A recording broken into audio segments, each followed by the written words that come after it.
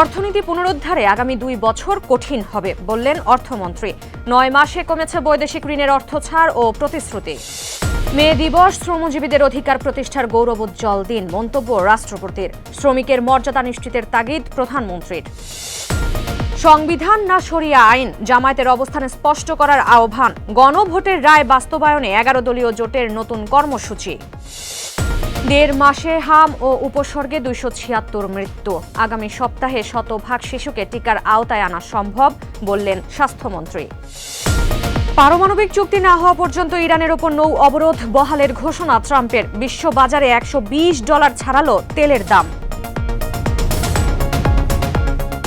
স্বাগত জানাচ্ছি the business স্ট্যান্ডার্ডের নিয়মিত আয়োজন টিভিএস রাত 8টার সংবাদে। সঙ্গে আছি তামান্না খন্দকার। দেখছিলেন সংবাদ শিরোনাম, এবার বিস্তারিত।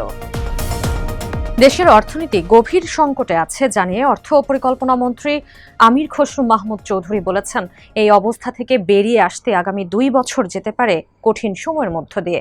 তিনি এও বলেছেন, এই সময়ে সরকারকে এমন কিছু সিদ্ধান্ত ও পদক্ষেপ নিতে হবে যা জনপ্রিয় নাও হতে পারে। 30 এপ্রিল জাতীয় সংসদ অধিবেশনে রাষ্ট্রপতির ভাষণের ওপর আনা ধন্যবাদ প্রস্তাবের আলোচনায় অংশ নিয়ে এসব বলেন অর্থমন্ত্রী। এদিকে চলতি অর্থ বছরের প্রথম 9 মাসে বৈদেশিক ঋণের প্রতিশ্রুতি ও অর্থ ছাড় কমলেও বেড়েছে পরিশোধের চাপ। ইআরডি জানায়, নির্বাচনের কারণে প্রকল্প বাস্তবায়নের ধীর গতিতে তৈরি হয়েছে এ পরিস্থিতি। নতুন সরকার দায়িত্ব নেওয়ার পরও উন্নয়ন প্রকল্পে কাঙ্ক্ষিত গতি না থাকায় কমে গেছে অর্থ ছাড়। মে দিবস বিশ্বব্যাপী শ্রমজীবী মানুষের অধিকার প্রতিষ্ঠার এক গৌরবোজ্জ্বল দিন বলে মন্তব্য করেছেন রাষ্ট্রপতি মোহাম্মদ শাহাবুদ্দিন। দিবসটি সামনে রেখে 30 এপ্রিল এক বাণীতে বাংলাদেশ সহ বিশ্বের সকল শ্রমজীবী মানুষকে শুভেচ্ছা ও অভিনন্দন জানান রাষ্ট্রপতি। এদিকে মানবিক বাংলাদেশ বিনির্মাণে শ্রমিকের মর্যাদা নিশ্চিতের তাগিদ দিয়েছেন প্রধানমন্ত্রী তারেক রহমান। নারী পুরুষের সমান মজুরি নিশ্চিতে সরকার বদ্ধপরিকর বলেও মন্তব্য করেন তিনি। মে দিবস এবং জাতীয় পেশাগত স্বাস্থ্য ও সেফটি দিবস উপলক্ষে দেওয়া বাণীতে তিনি এসব কথা বলেন।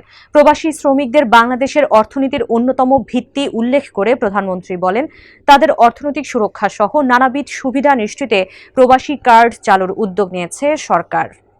জামায়াতে ইসলামীর সাম্প্রতিক রাজনৈতিক অবস্থান নিয়ে জনমনে সৃষ্ট অস্পষ্টতা নিরসনে দলটির কাছে ব্যাখ্যা দাবি করেছেন তথ্য ও সম্প্রচার মন্ত্রী জহিরুদ্দিন স্বপন। প্রশ্ন তুলে তিনি বলেছেন, জামায়াত কি দেশের প্রচলিত সাংবিধানিক আইন মেনে ক্ষমতায় যেতে চায় নাকি শরিয়া আইন প্রতিষ্ঠার প্রতিজ্ঞা নিয়ে রাজনীতি করছে? 30 এপ্রিল জাতীয় প্রেস ক্লাবে আয়োজিত এক স্মরণ সভায় তিনি এ প্রশ্ন তোলেন। এদিকে গণভোটের রায় বাস্তবায়নের দাবিতে নতুন কর্মসূচি ঘোষণা করেছে বাংলাদেশ জামায়াতে ইসলামী নেতৃত্বাধীন 11 দলীয় জোট। আগামী 16 মে থেকে 27 জুলাই পর্যন্ত বিভাগীয় সমাবেশ করার পর অক্টোবরে ঢাকায় মহাসমাবেশ করার সিদ্ধান্ত নিয়েছে জোটটি। 30 এপ্রিল জামায়াতে ইসলামীর কেন্দ্রীয় কার্যালয়ে আয়োজিত সংবাদ সম্মেলনে এ তথ্য জানান লিয়াজো কমিটির সমন্বয়ক হামিদুর রহমান আজাদ। 15 মার্চ থেকে এখন পর্যন্ত হামে আক্রান্ত হয়ে মৃত্যুর সংখ্যা দাঁড়িয়েছে 49 জনে। হামের উপসর্গ নিয়ে প্রাণ হারিয়েছেন 227 জন। স্বাস্থ্য অধিদপ্তর নিশ্চিত করেছে এই তথ্য। তাদের ওয়েবসাইটে প্রকাশিত বিজ্ঞপ্তিতে বলা হয়, গত 24 ঘন্টায় হামে মৃত্যু হয়েছে আরও 2 শিশুর। তবে এই সময়ে উপসর্গ নিয়ে মারা যায়নি কেউ। এদিকে আগামী 1 সপ্তাহে দেশের শতভাগ শিশুকে হামের টিকার আওতায় আনা সম্ভব হবে বলে আশাবাদ ব্যক্ত করেছেন স্বাস্থ্য ও পরিবার কল্যাণ মন্ত্রী সরদার মোহাম্মদ সাখাওয়াত হোসেন। 30 এপ্রিল রাজধানীর শ্যামলীতে টিবি হাসপাতালে আয়োজিত এক অনুষ্ঠানে তিনি এই আশা প্রকাশ করেন।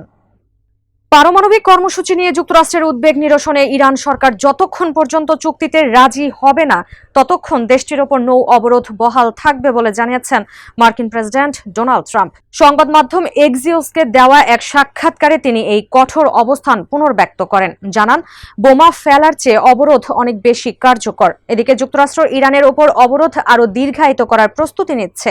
এমন খবরে বিশ্ব বাজারে বাড়ছে তেলের দাম।